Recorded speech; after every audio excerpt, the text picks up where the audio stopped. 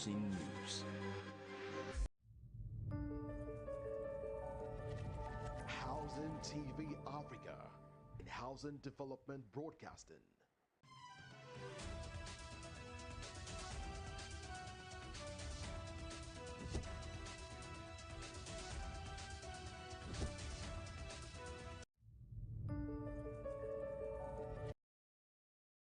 TV Africa Broadcasting.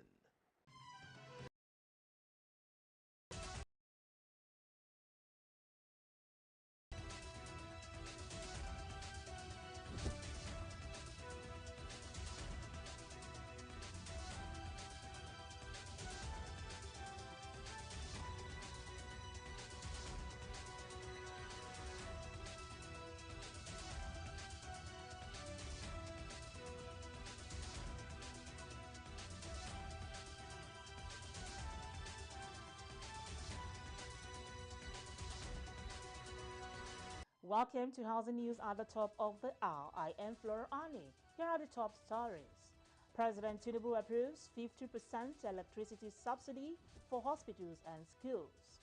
Chief of Staff to the President, Gbajabiamila, pushes for joint funding in disaster response. Federal government enforces no work, no pay policy against resident doctors on strike. Lagos government awards certificates to homeowners in business. Federal Competition and Consumer Protection Commissions orders traders to reduce prices, warns against exploitation on the foreign scene. Canada announces immigration reforms, ends visitor to work permit policy. Now the news in detail. In a move aimed at easing financial pressures, President Bola Tinubu has approved a 50% electricity subsidy for public hospitals and educational institutions across Nigeria.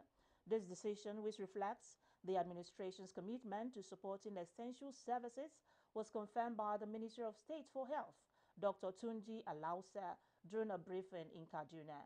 The subsidy, set to be implemented by the Ministry of Power, is designed to significantly reduce energy costs for public hospitals, universities, polytechnics, and colleges of education. Dr. Alausa highlighted that these savings will allow institutions to redirect funds towards enhancing service delivery and education quality. In Kaduna, where Dr. Alausa spoke, several key projects at the National Ear Care Center were inaugurated, including a 200-capacity auditorium and an oxygen plant. The minister emphasized that this subsidy underscores the Tinubu administration's dedication to improving the health and education sectors with the ultimate goal of uplifting the lives of all Nigerians. Governor Uba Sani of Kaduna State, represented by the Deputy Governor Dr. Hadiza Balarabe, also praised the initiative, noting that the state will continue to support federal efforts in these critical sectors. He assured that with these collaborations, healthcare and education in Nigeria are poised for significant improvement. In a bid to enhance disaster management across Nigeria, Chief of Staff to the President, Femi Gbajabiamila, has called for a counterpart funding arrangement between the federal and state government. Gbajabiamila made this proposal during a fact-finding visit to the National Emergency Management Agency NEMA headquarters in Abuja, accompanied by Deputy Chief of Staff Senator Ibrahim Hadijia and other senior officials. The visit follows a recent retreat aimed at improving the efficiency of agencies under the presidency.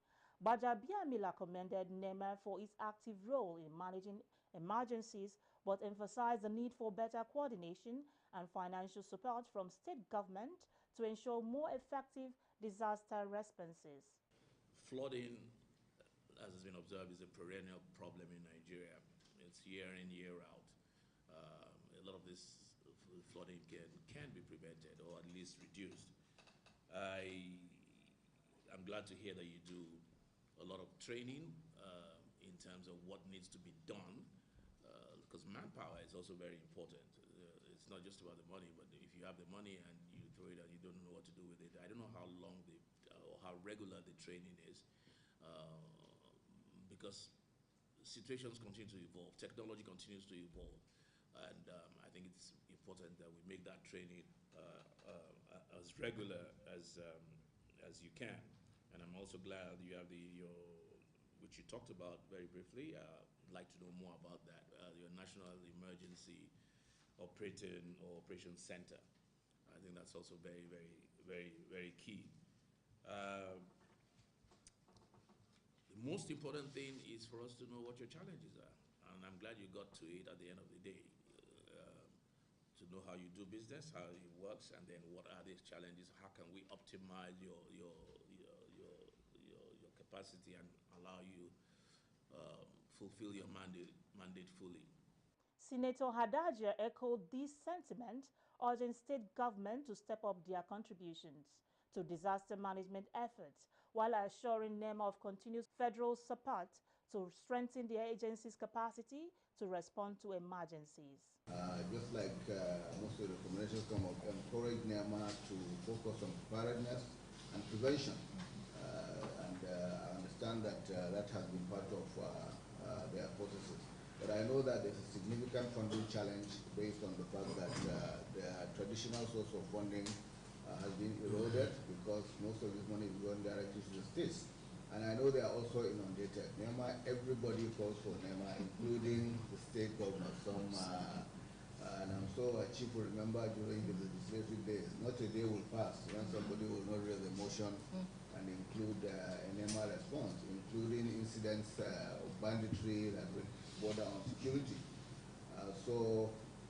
I think the DG has a work cut out for her. I'm sure with the chief here, most of your issues will be given the attention they deserve. But I think we also need to help Myanmar to alert the state of their responsibility towards emergency response so that everybody does his own bit. NEMA's Director General, Zubaida Umar, provided a comprehensive briefing on the agency's operation and led the visitors to the National Emergency Operations Center, where they were updated on the current flood situation in Nigeria. Our vision is to build a culture of preparedness, prevention, response, and community resilience to disasters in Nigeria. Our mission is to coordinate resources towards efficient and effective disaster prevention, preparedness, mitigation, and response in Nigeria. Some of the responsibilities and functions of NEMA are listed here. We formulate policies on all activities relating to disaster management and coordinate the plans and programs for efficient and effective response to disasters at national level. We monitor the state of preparedness of all organizations or agencies which may contribute to disaster management in Nigeria. We collect emergency relief supply from local, foreign sources, including international and non-governmental agencies. We liaise with state emergency management committees established under Section 8 of our Act to assess and monitor where the distribution of relief materials to disaster victims. The visit highlighted the federal government's commitment to enhancing disaster preparedness and response through collaborative efforts. The Federal Ministry of Health and Social Welfare has invoked the No Work, No Pay policy against resident doctors who embarked on a 7-day warning strike despite ongoing negotiations with the government. This action, which aligns with existing labor laws, was announced following the doctors' demand for the release of a colleague who has been held by kidnappers for over 8 months.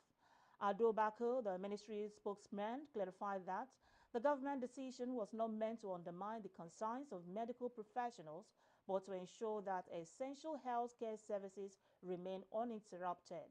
The strike, which began on Monday, has drawn attention to the ongoing security challenges facing medical practitioners in Nigeria.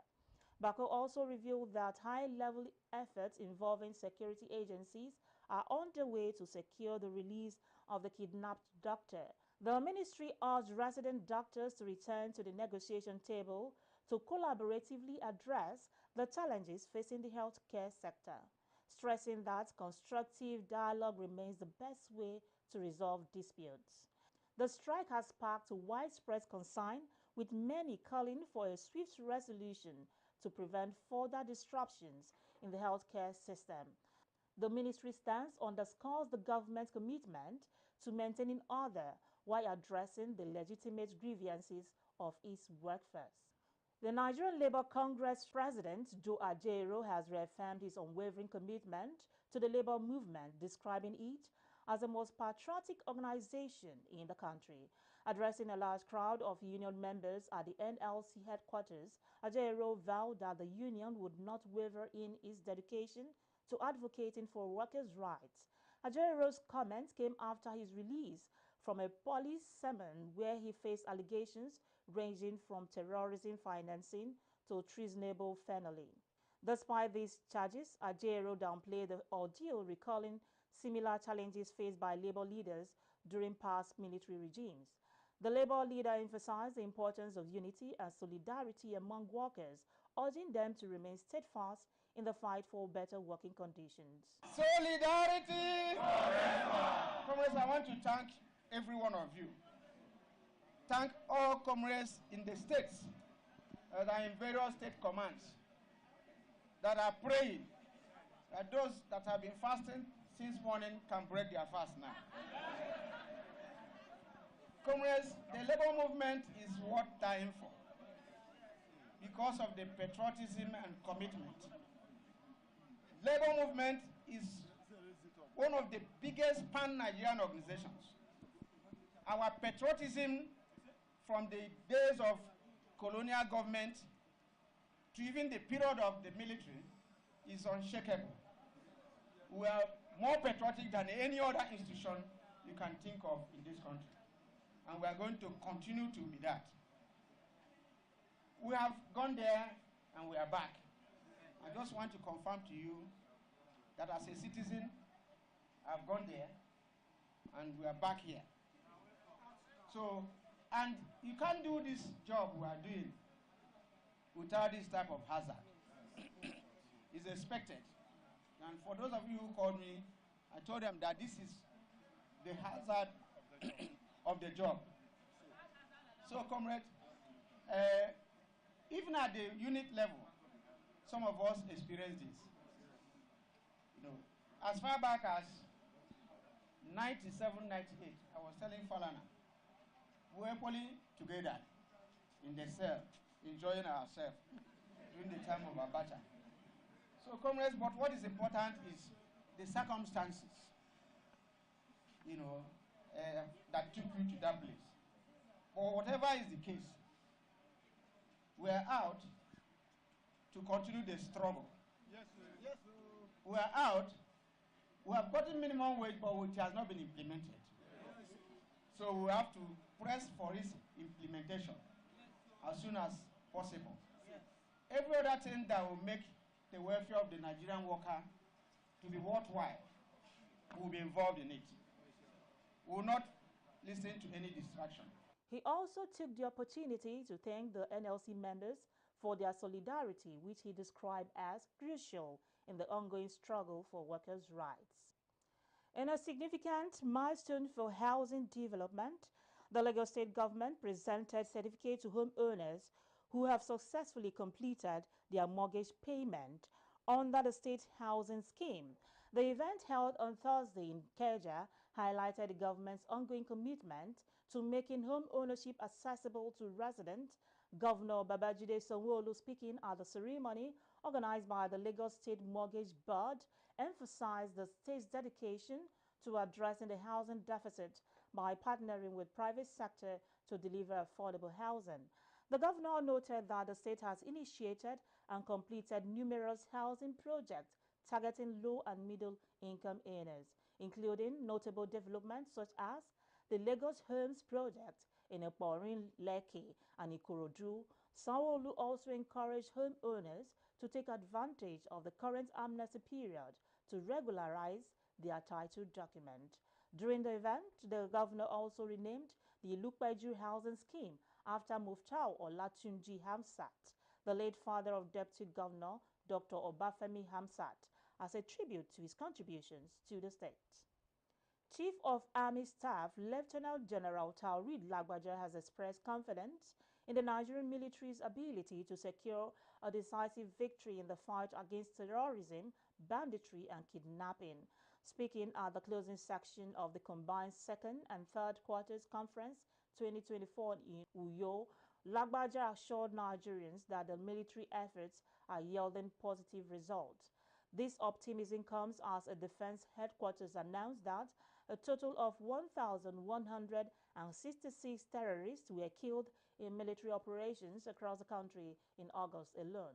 The Army chief noted that while challenges remain, the feedback from commanders in the field indicates that the military is on the right path to achieving lasting peace.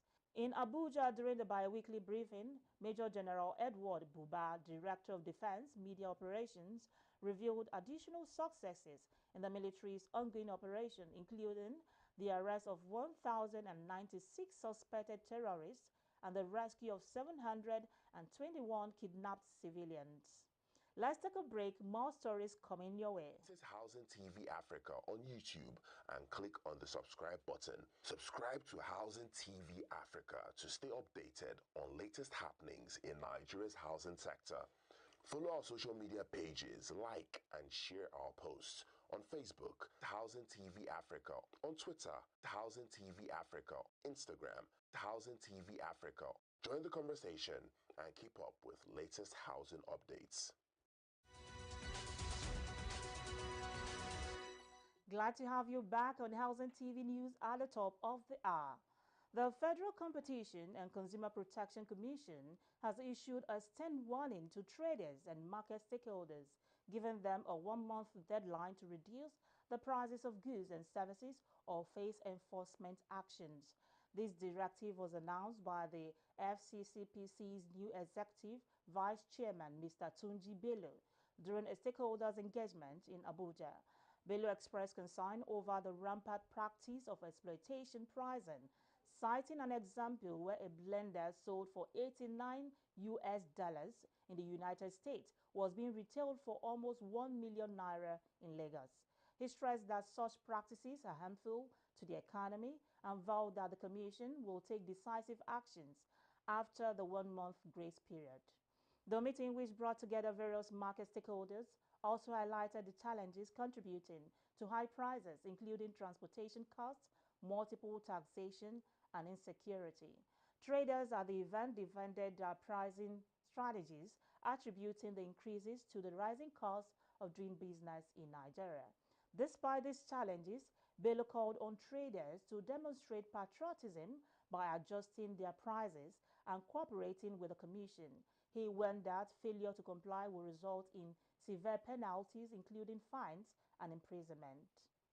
As part of its ongoing efforts to combat crude oil theft in the Niger Delta region, the Nigerian Armed Forces has urged international oil companies to adopt transparent practices and deploy accurate metering systems.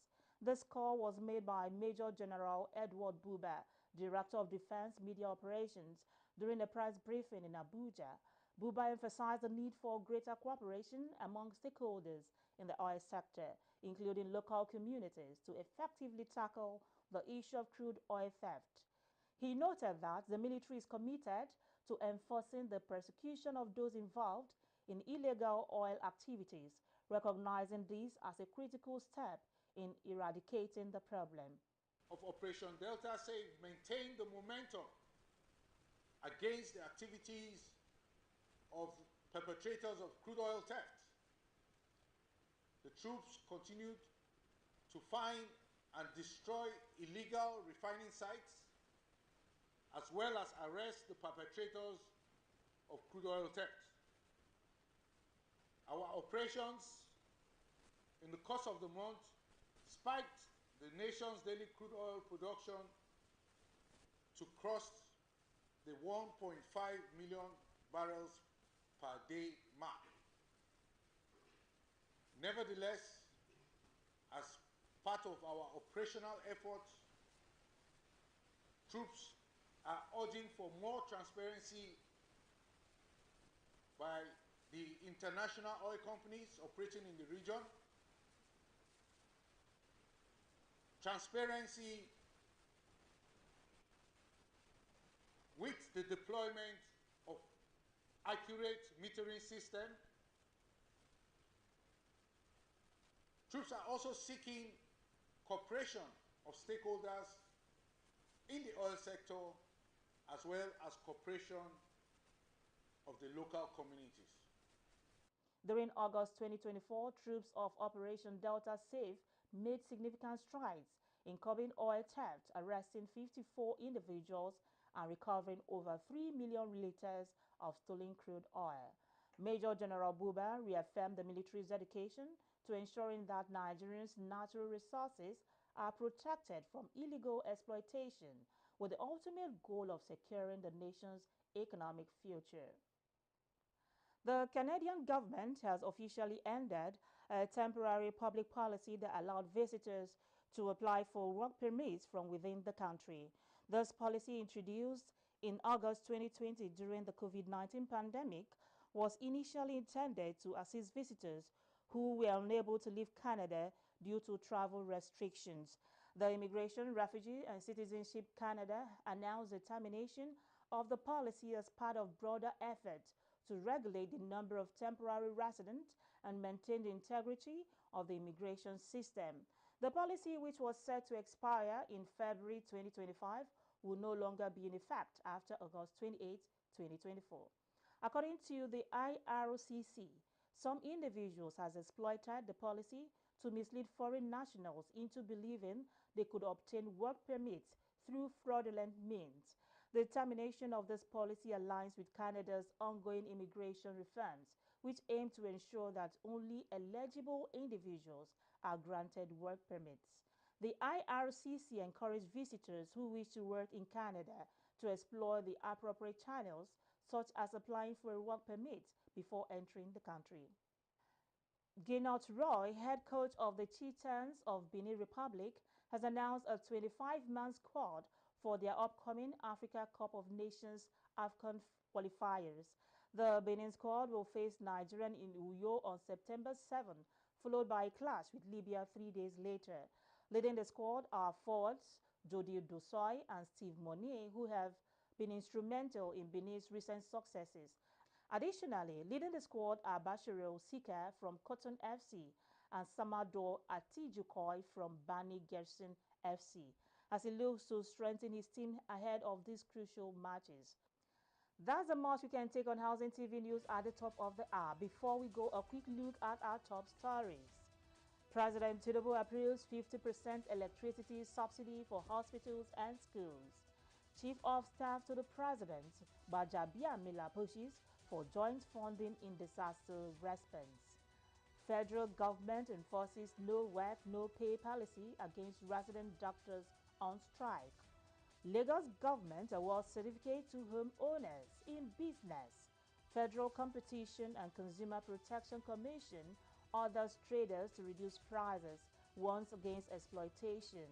On the foreign scene, Canada announces immigration reforms, ends visitor to work permit policy.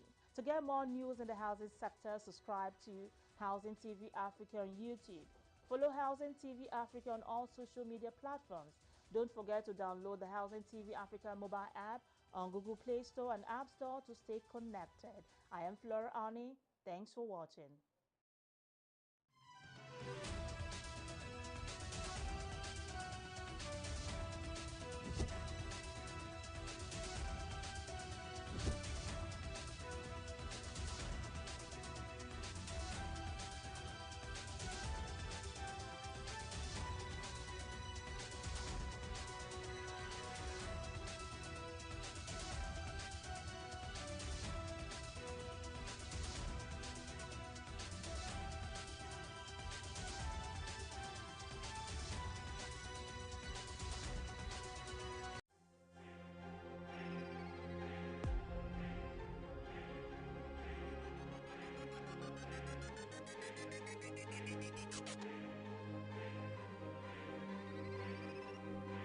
Housing TV Africa, your first in housing news.